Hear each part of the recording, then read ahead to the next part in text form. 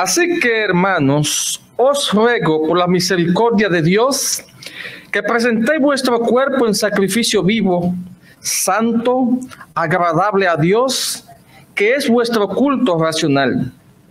No os conforméis a este siglo, sino transformaos por medio de la renovación de vuestro entendimiento, para que comprobéis cuál sea la buena voluntad de Dios, agradable y perfecta. Oremos. Padre amado que mueve los cielos, te damos gracias, Señor, porque en estos momentos nos ha permitido congregarnos aquí como pueblo tuyo, para alabarte, glorificarte, para aprender las verdades eternas, Señor. Te pedimos, Dios, que sea tú quien hable en esta congregación, que la voz tuya se escuche potente, Señor, y que produzca un cambio en nuestras vidas. Permite que las verdades que se presenten aquí queden clavadas para siempre en el corazón de cada uno de los presentes. En el nombre de Jesús. Amén. Después que Pablo está presentando a Romanos una serie de temas y presenta los capítulos 9, 10 y 11, esos tres últimos capítulos tienen que ver con el fracaso del pueblo judío como pueblo escogido de Dios. Esos tres capítulos se dedican especialmente a eso y a mostrar entonces que Dios tiene otro pueblo en toda parte en el mundo, incluyendo los judíos que pasaron al cristianismo, que se arrepintieron.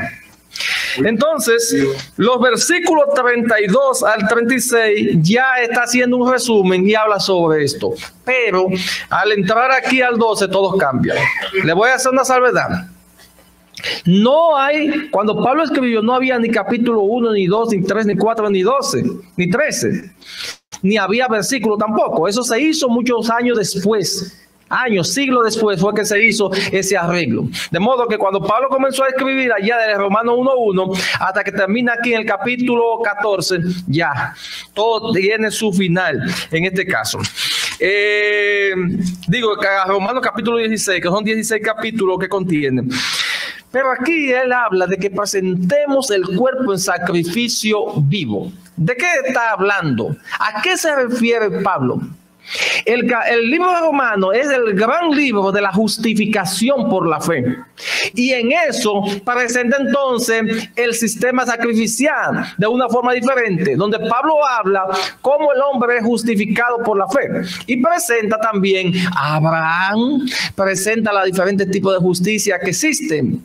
Y aquí entonces, dentro del plan de la justificación por la fe, está en que el hombre aceptaba el sacrificio de Jesús en su lugar. O sea, el hombre no iba a ser sacrificado, sino Jesús en lugar del hombre.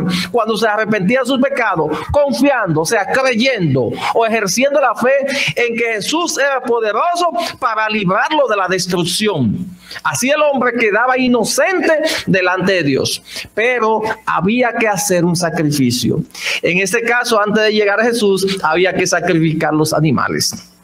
Y Dios decía qué tipo de animales eran. Usted va a Levítico 1, versículo 3, va a diferentes partes donde Dios le habla de que debían de ser sin tacha, macho,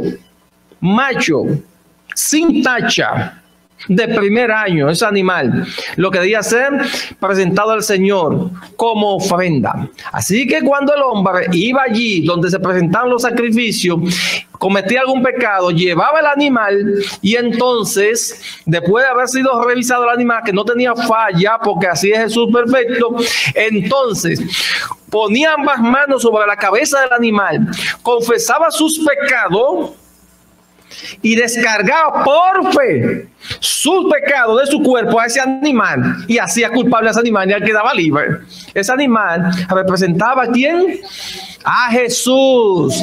Recuerde, a Jesús representaba. Él echaba la culpa a Jesús, que era quien iba a llevársela encima. Entonces, Dios estableció una ley, porque la paga del pecado es la muerte. Entonces, como ya él era el culpable, cogía un cuchillo y degollaba el animal. Porque él era el culpable del pecado. Alguien tiene que pagar porque es la forma. Entonces, esa sangre la pasaba el sacerdote. Cuando el sacerdote recibía esa sangre, en la sangre vivía el pecado, como también la vida. Ese pecado le pasaba al sacerdote. Del animal al sacerdote, y el sacerdote entonces iba ya al altar, iba ya en la primera parte del lugar santo, del santuario, y allí entonces iba a rociar el altar con esa sangre. Cuando rociaba esa sangre, asperjaba, entonces en la sangre del pecado, y se le quedaba en el altar. Él quedaba libre también, pero el sacerdote también, ¿a quién representaba?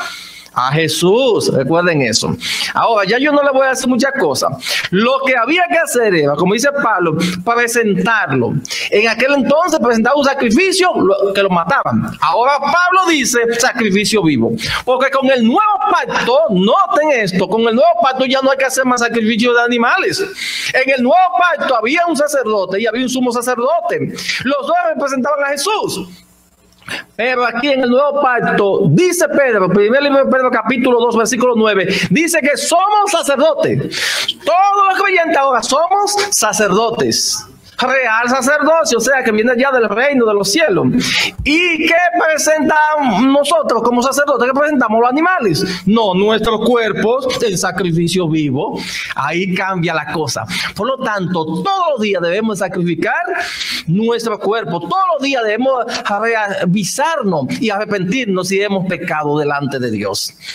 Entonces, esa es la vida del cristiano. Jesús enseñó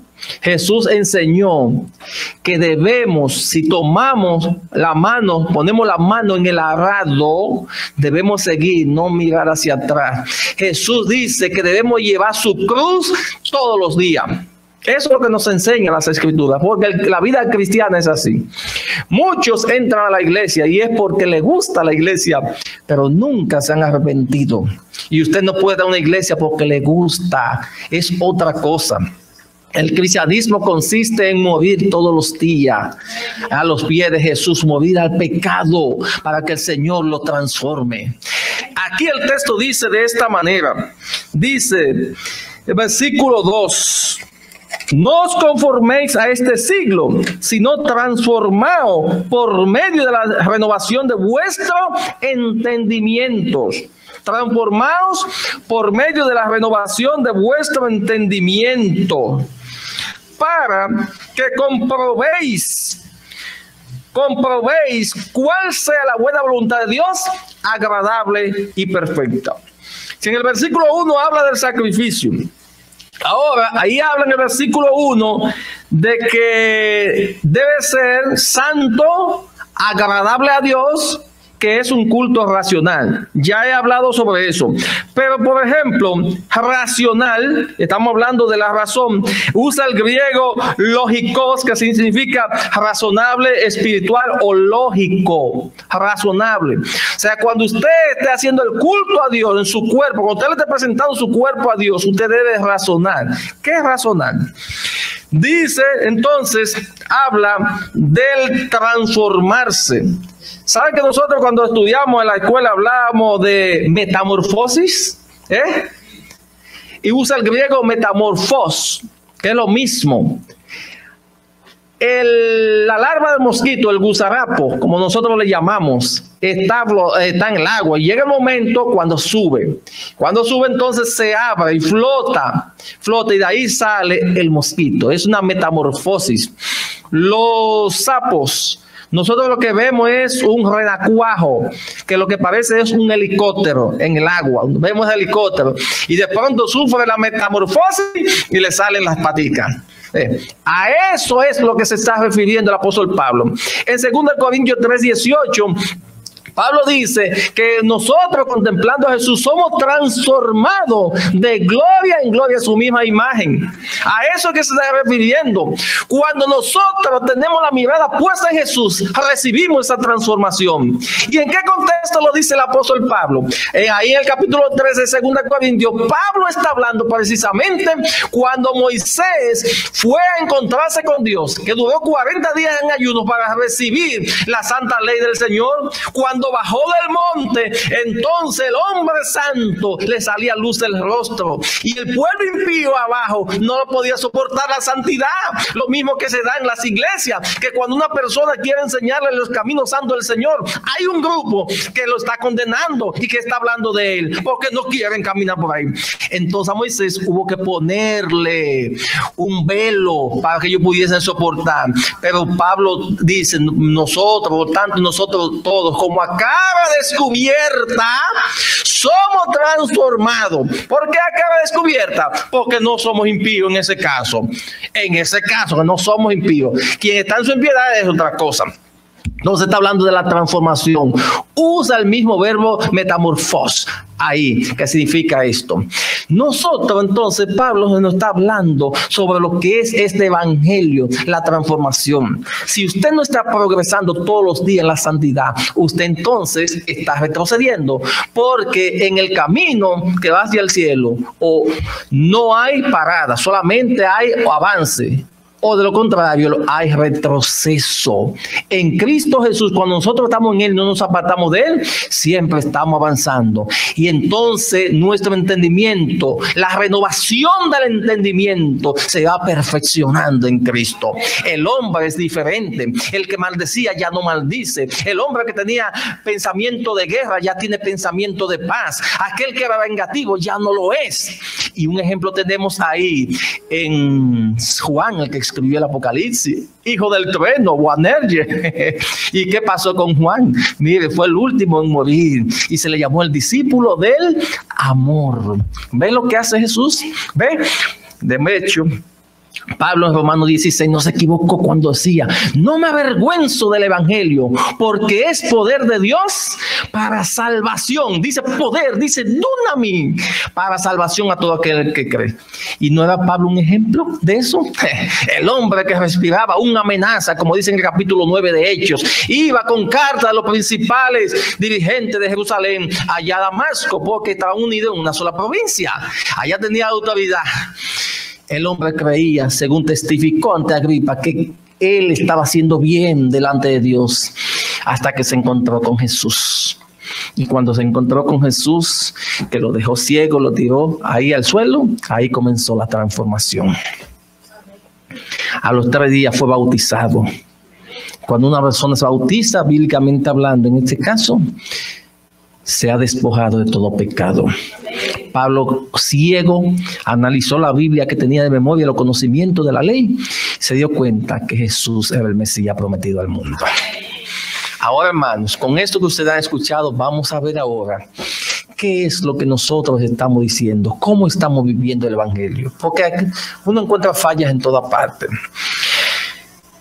La temperancia, por ejemplo. La temperancia se define como el uso moderado de lo bueno y la abstinencia total de lo malo. Tenemos un libro, entre muchos otros, que se llama Consejos sobre el régimen alimenticio.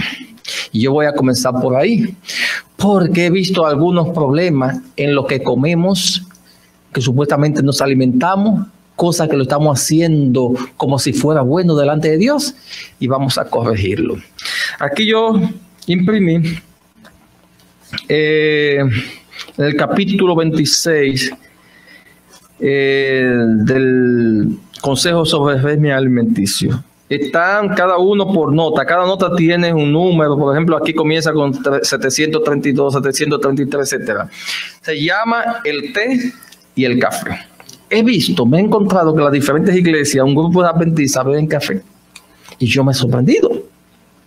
Bebiendo café como si fuera agua y como si eso no fuera pecado. Y entonces citando 1 Corintios 3:17, de que quien destruye el templo de Dios, Dios también le destruirá, y no saben lo que están diciendo, ¿verdad? Entonces es mi deber enseñar algunas cosas sobre esto. En la nota 332, que está en la página 506 del Consejo sobre el régimen alimenticio, dice: el régimen de alimentación y las bebidas estimulantes de estos días no conducen al mejor estado de salud. El té, el café y el tabaco son todos estimulantes y contienen veneno. El té ustedes lo conocen. Eso se vende mucho en algunos negocios, en los supermercados. Pero el café es peor que el té. Ok, recuerden, no es el té que usted hace en la casa, eso. No, es el que vende. Una hoja que se llama té, se llama a sí mismo. Eso es una droga. El té, el café y el tabaco son todos estimulantes y contienen veneno. No solamente son innecesarios, sino perjudiciales. Y deben ser descartados si hemos de agregar al conocimiento temperancia. O sea, si usted habla de temperancia, si usted dice que es temperante o que practica la temperancia, nada de eso debe pasar por aquí, por su boca. ¿Estamos claros? Una droga estimulante como es el café es algo que te estimula a otro vicio, a llevarte a otro peor, a hacer otra cosa peor. Te cambia el cuerpo. Entonces eso te incapacita para entrar al cielo. Entonces dice la nota 733 de esa misma página: el té es venenoso para el organismo. Los cristianos deben de abandonarlo. La influencia del café es hasta cierto punto la misma que la del té, pero su efecto sobre el organismo es peor. La del café es peor. Es excitante, o sea, el café es excitante. Y en la medida en lo que lo eleva a uno de lo normal, por encima de lo normal, lo dejará finalmente agotado y postrado por debajo de lo normal. O sea, lo que tú crees que es ganancia, que tú te lo tomas para que se te quite el sueño, como en estos días estaba hablando con uno de la iglesia, que muy conocido es Valentín mío, y yo le cité: que te da sueño, que tú vas a conducir. Ok, tú sabes el peligro que hay aquí. Entonces te da mucha energía, porque es una droga, te da mucha energía. Pero así como te pone de normal sobre lo normal, los resultados negativos cuando se pasan los efectos es por debajo de lo que es normal en ti. Te hace ese daño. Dicen, te dejará finalmente agotado y postrado por debajo de lo normal. A los que beben té y café, los denuncia su rostro. Su piel pierde el color y parece sin vida. Los que ven té y café. Usted va al supermercado, las hojas de té. Sí, no, el té verde es otra cosa. No es una hoja, una planta se llama té, una planta se llama así. Si ustedes en los supermercados lo encuentran. Pero gracias a Dios que ustedes no están eso. Pero el café, eso sí es común y muchos están consumiendo el café. Entonces, dicen, no se advierte en el rostro el resplandor de la salud. Enfermedades de todo género y de todo tipo han sido acarreadas a los seres humanos por el uso del té y del café y de los narcóticos, entre ellos el opio y el tabaco, etc. Mira qué fácil. Y sigue diciendo la nota 736. Dice, el café comporta una complacencia dañina. Y aquí se duda lo que yo lo voy a leer. Si momentáneamente excita la mente a una acción inusitada, el efecto posterior es agotamiento. Es agotamiento. Postración, o sea, lo lleva a la cama. Parálisis de las facultades mentales. Eso produce el café. Además del té, parálisis de las facultades mentales, de las facultades morales y de las facultades físicas. La gente que consume café le destruye el sistema nervioso y lo hace más nervioso. Aquí yo lo voy a leer. Lo hace más nervioso a la persona. Entonces, ¿cómo es que si tú eres cristiano está destruyendo tu cuerpo? ¿Cómo es que si la Biblia te enseña que aquí dice que eso te produce impaciencia, la Biblia te dice que con la paciencia tú ganarás tu alma, entonces estás consumiendo algo que te está haciendo impaciente? ¿Cómo tú piensas entrar al reino de los cielos? ¿Cómo tú piensas vencer? Porque la paciencia es determinante para vencer toda prueba. Sin paciencia no se logra. Entonces Satanás sabe lo que está haciendo, porque el problema del mundo entero es la intemperancia. Dice de esta manera, la mente se enerva y a menos que por un esfuerzo determinado se venza el hábito, la actividad del cerebro se disminuye en forma permanente, eso se lo va dañando. Todo esto es producto irritantes de los nervios, oiga, irritantes de los nervios, estamos hablando del café y los otros. Irritantes de los nervios están agotando las fuerzas vitales. ¿Y sabes lo que es las fuerzas vitales? Ok. Y la inestabilidad causada por los nervios destrozados, porque el café destruye los nervios. La impaciencia, así que el café da impaciencia, y el té también. La debilidad mental produce todo eso. Entonces, ¿qué es lo que necesita? No dice Pablo ser fortalecido en el espíritu. Pero si usted está tomando esto, usted no es fortalecido, usted está siendo más débil y así Satanás lo vence más rápido. Entonces dice la debilidad mental. Llegan a ser un elemento de combate que antagoniza, o sea, que se opone con el progreso espiritual. Así que usted no puede crecer espiritualmente. No debieran, pues, los que defienden la temperancia y la reforma estar alerta para contrarrestar los males de estas bebidas perjudiciales. Los que recurren al té y al café como un estímulo para el trabajo, ahorita le mencionaba, para quitarse el sueño, para que le dé energía, sentirán los malos efectos de esta conducta en forma de nervios alterados y falta de dominio propio. Y el que no tiene dominio propio, ¿estamos? ¿Sabe una cosa? Usted, sin clamar a Dios, aunque no sea cristiano, y por eso no va a ser cristiano, usted puede vencer muchísimos males por el dominio propio que Dios le ha dado, aunque nunca llegue a ser cristiano. Y si se pierde, estamos hablando de una droga estimulante. ¿Qué pasa con los que consumen opio, lo que consumen marihuana? ¿Qué es lo que pasa? ¿No pierden el dominio propio? ¿Eso lo domina ellos? Pues eso está produciendo lo mismo. Es una bebida estimulante. Tengan mucho cuidado con esto. Entonces, les voy a leer esta nota. El punto 741. Memoricen esto. Eso está en la página 511 del Consejo sobre el Régimen Alimenticio. Oiga bien. Antes de que usted continúe, hay muchas personas que se quedaron confundidos con el té. Ajá. Porque a veces una se tremenda. Sí, ok. Sí. Voy a explicárselo nuevamente. Oigan. Hay una hoja que se llama té, que se siembra comercialmente. Se llama té, viene del Asia. Se llama té. Usted lo encuentra en los supermercados y usted dice té.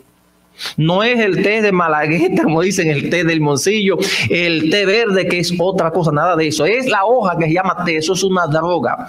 No es tan dañina como el café, pero son dañinos y estimulantes los dos. Si ustedes quieren conocerlo, ustedes van, o está la hoja entera en fundita pequeña o picadita, y ahí dice té y ya. Dígame. Hay cosas de un hijo mío. Ella tiene muchos sobrecitos de té. Y hay uno que se llama TEA. En inglés se escribe así. Ese es el té. Sí. Hay que ver si es exactamente. ¿Qué es té? Ella me dice, mami, si tú no te quieres morir durmiendo, no te tomes ese. Tenga cuidado con todo eso. Usted se aleja. Porque yo duermo normalmente bien. Si es té, simplemente es té. Tenga cuidado. Dice TEA.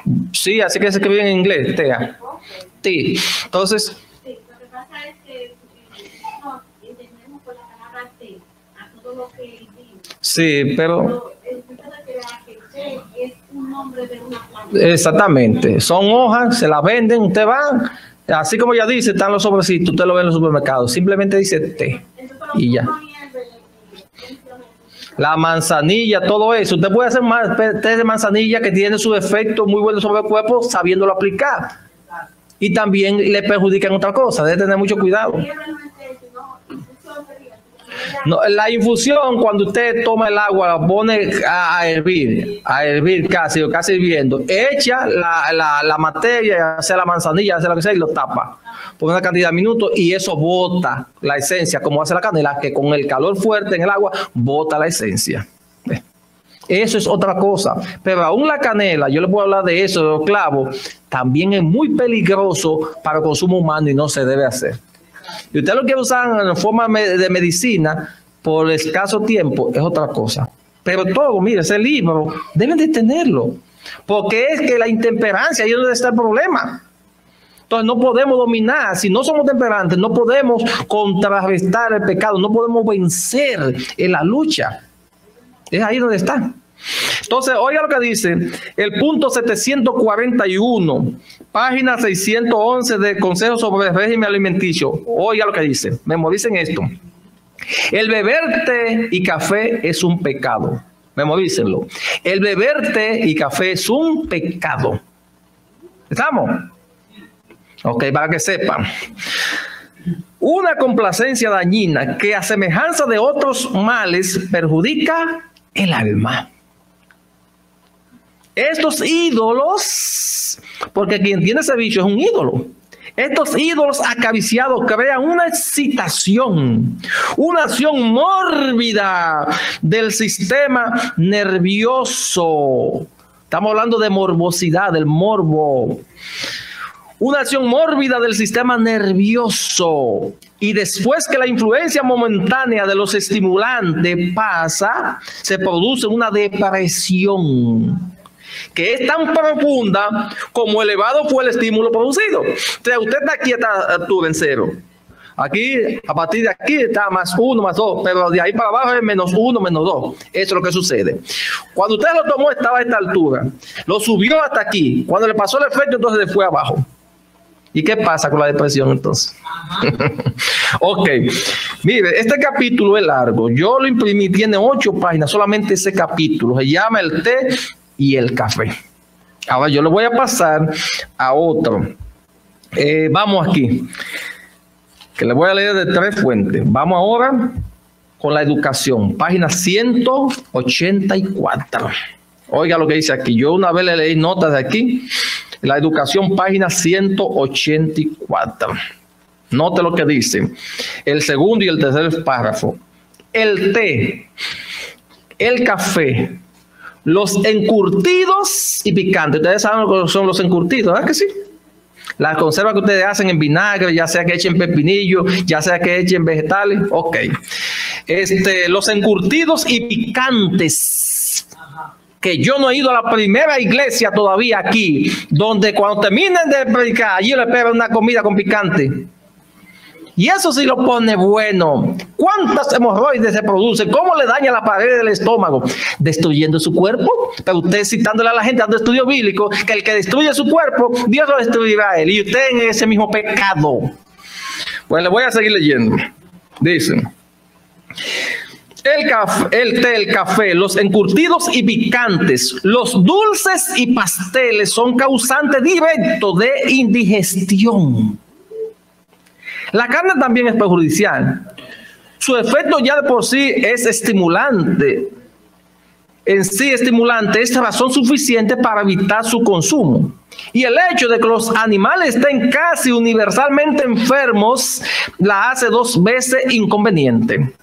La carne tiende a irritar los nervios y excitar las pasiones. En el mismo Consejo sobre el Régimen Alimenticio dice que las pasiones animales se le despiertan. El consumo de carne hace que la gente sea más animal y que sea desobediente.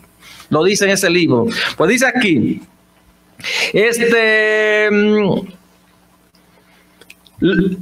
de hecho, de que los animales están casi universalmente enfermos, la hace 2 veces inconveniente. La carne tiende a irritar los nervios y excitar las pasiones, de modo que favorece que prevalezcan las tendencias más bajas. Y ustedes saben cuáles son las tendencias bajas.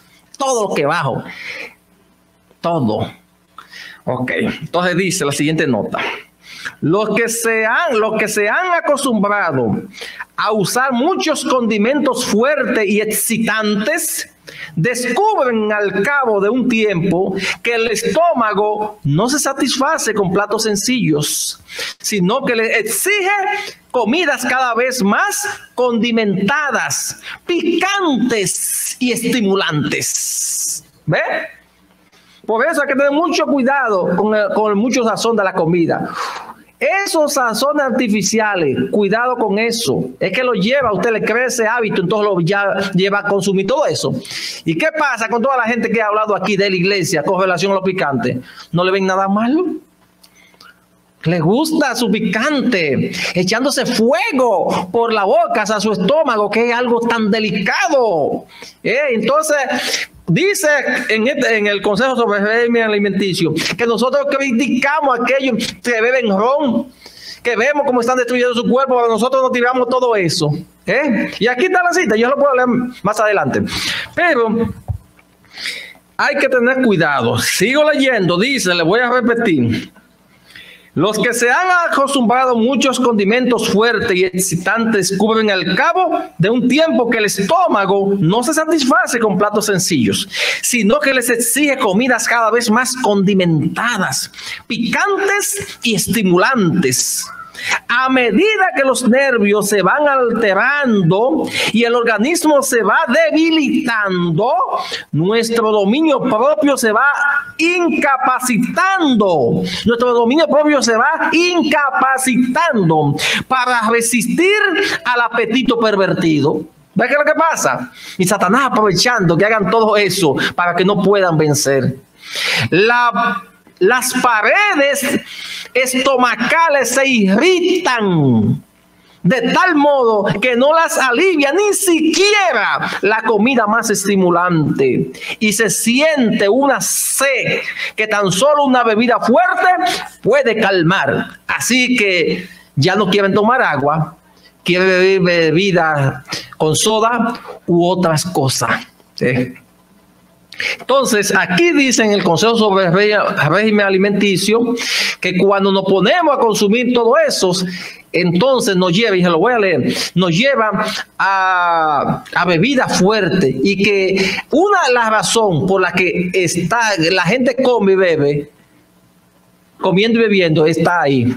Yo le voy a leer ahora en Consejo sobre el régimen alimenticio esta nota, el capítulo 17, que tiene que ver con los encurtidos y el vinagre, que también nos gusta mucho usar vinagre. Dice la nota 573. En esta época de apresuramiento, cuanto menos excitante sea el alimento, mejor. Los condimentos son perjudiciales de por sí. La mostaza, la pimienta. ¿Qué es lo que hace la pimienta? La mostaza, la pimienta y esa ají ahora que se usan tanto. Las especias, que la usamos tanto, ¿verdad que sí? Las especias, los encurtidos y otras cosas por el estilo irritan el estómago y enardecen y contaminan la sangre. Así que te ponen así, ponen la sangre y la gente no se da cuenta. Y le voy a leer esta última cita aquí, el punto 578. Las ensaladas se preparan con aceite y vinagre, y esto produce fermentación. La fermentación es cuando una sustancia orgánica cambia de estado a otro. Asimismo, cuando, por ejemplo, usted coge la uva, el jugo de la uva, y se pone en contacto con cierta bacteria, cambia un estado que se llama alcohol. Eso es fermentación. Entonces aquí dice, en las ensaladas se preparan con aceite y vinagre, y esto produce fermentación en el estómago. Y el alimento no se digiere, sino que se descompone o entra en putrefacción.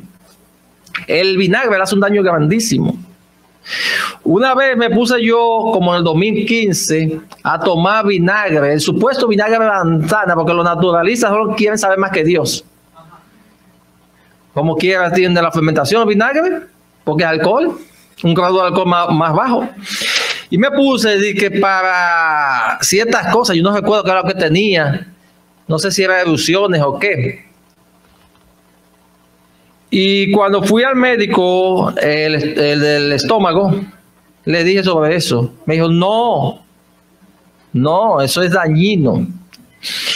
Y a la gente le gusta mucho. Ay, cuando cogen su cebolla y le echan vinagre, es para darse gusto. Oiga, eso no es así. Eso no es así. Entonces dice, No se puede, hermano. Dígame a ver. el limón sí, pero tiene que saber cómo usarlo. Sí. Diluido con agua. Sí. La cebolla usted la usa bien y es totalmente medicinal. Bueno, dice entonces que esto produce fermentación en el estómago y el alimento no se digiere. ¿Y el estómago tiene dientes? No tiene dientes. Sino que se descompone o entra en putrefacción. Así que lo que usted se comió el vinagre combinado se pudra ahí, podrido. Como consecuencia, la sangre no resulta nutrida, sino que se llena de impurezas y aparecen dificultades en el hígado y los riñones. ¿Ven los daños que produce? Le va a dañar el hígado, va a tener problemas de los riñones y del hígado. ¿Y a cuánta gente no están dializando hoy? Y al que comienzan a dializar sabe que tiene sus días contados. La diálisis es para prolongarle un poquito más la vida, pero la muerte es segura. Nosotros vamos a aplicar esto. Aquí lo que dirigen esta iglesia, comienza una campaña para que se traiga comida saludable y usted en su casa haga lo mismo. Y si usted está habituado a eso que le gusta, porque ese es el asunto, porque ya le pongo una adicción, arrodíllese ante Dios y proponga, Señor, quítame esto, no lo voy a hacer más, aunque la comida me sepa mala. El Señor le cambia el gusto y todo viene a su normalidad. Y así es. Costumbre, eso es el asunto. Claro. Entonces nosotros aquí en la tierra somos un pueblo favorecido. Tenemos la mejor norma de alimentación en el mundo. Nosotros. Pero no la aplicamos mucho. Yo dejé de comer carne hace unos cuantos días atrás, más o menos en el año 1980. Dejé de comer. Sí, unos días atrás. Sí, y estoy leyendo los libros y yo lo que voy ganando, en este caso, usted no pierde. Y mi papá, eso siempre predicando sobre la reforma pro salud, predicando y enseñando a la iglesia en eso. Y la iglesia, hay mucha gente que escucha el consejo y lo aplica. Porque la intemperancia es el rey, dice en el mismo evento de los últimos días, es el rey de todos los vicios. Debido a la intemperancia, la perdición de los seres humanos, porque de ahí una cosa lleva a la otra. Si el hombre intemperante, me refiero a ambos sexos, si es intemperante, no tendrá la fuerza vital para resistir al enemigo. Entonces Satanás por eso se preocupa. Cuando Jesús dice que como en los días de Noé, en Mateo 24, 37 a 39, que los hombres comían y bebían, Elena Golden Weiss dice, se está refiriendo al caso de la intemperancia que predominaba en los días de Noé y ahora en nuestros días también. Y eso es lo que se ve. Entonces la gente come para darse gusto. El cáncer que es tan común, ¿qué pasa? No es por el problema de por aquí. Pero lo que quieren es darse gusto. Y la muerte entonces les sabrá a gusto. Esa es la realidad. Tenemos que cuidarnos. Vamos entonces a consumir lo que es natural y hacer lo que Dios nos manda. Y ya, todo. Y ese libro, adquiéralo. Mándalo a buscar. Usted quiere esta misma noche en su casa, usted coge por su mismo celular ahí, al centro de libro adventista, lo pide por ahí mismo. Y en la semana que viene ya usted lo tiene en su casa. Sí, consejos sobre el régimen alimenticio. Lo pide, yo he pedido mucho, porque sabía, ya. Y se lo mandan aquí, a su casa, ahí lo tiene. Y usted verá las bendiciones que usted va a recibir. Bien, entonces, vamos a la Biblia nuevamente. 2 textos vamos a emplear. Primer libro de Corintios. Primer libro de Corintios, capítulo 6. Ese se lo saben ustedes de memoria. Versículo 19. ¿Qué dice? Capítulo 6, versículo 19. Una pregunta que es allí, que es afirmativa la pregunta. ¿O ignoráis que vuestro cuerpo es templo del Espíritu Santo, el cual está en vosotros, el cual tenéis de Dios, y que no soy vuestro? Así que somos y no nos pertenecemos, ¿verdad? El versículo 20 dice que nosotros fuimos comprados por precio. ¿Cuál fue el precio? Decíamos al principio, entonces, de presentar nuestro cuerpo en sacrificio vivo. En aquel entonces, con el tipo, o sea, antes de Jesús, que era un símbolo, se mataba el animal como sacrificio en lugar del pecador. Después que Jesús viene, ya no hay que matar al animal porque Jesús es el antitipo. murió por nosotros. Ahora nosotros, como sacerdotes de Él, debemos presentar nuestros cuerpos en sacrificio vivo. Y ese sacrificio llegaba entonces a la perfección, o si no, el Señor no lo aceptaba. Pegue, la Biblia es tan sencilla, todo hay que ver, obedecerla. Y dice el capítulo 10 ahora, ese se lo saben ustedes de memoria, versículo 31. Si pues coméis o bebéis, hacedlo todo para la gloria de Dios. Cuando comemos lo que es correcto, ¿verdad que sí? Cuando bebemos lo que es correcto, lo hacemos para la gloria de Dios. Cuando no comemos como Dios nos manda, entonces no lo podemos glorificar. De modo que si conociendo la verdad no andamos en ella, si destruimos nuestro cuerpo, por 1 Corintios 3:17, entonces Dios nos destruirá a nosotros. Yo le pregunto ahora, ¿cuántos de ustedes están dispuestos a vivir una vida temperante, a sujetarse a estos consejos que Dios le da? ¿Cuántos de ustedes están dispuestos a hacerlo? Ok, pues mi hermano, en Jesús todo es posible. El Señor le ha dado la fuerza al ser humano, o sea, está ahí lista si la busca para que pueda vencer en todo.